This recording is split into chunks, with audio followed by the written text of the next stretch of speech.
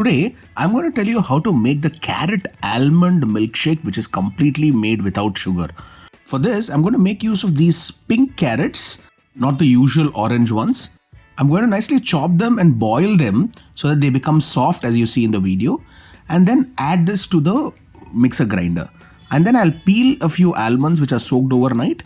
To this, I also add some elaichi for flavor.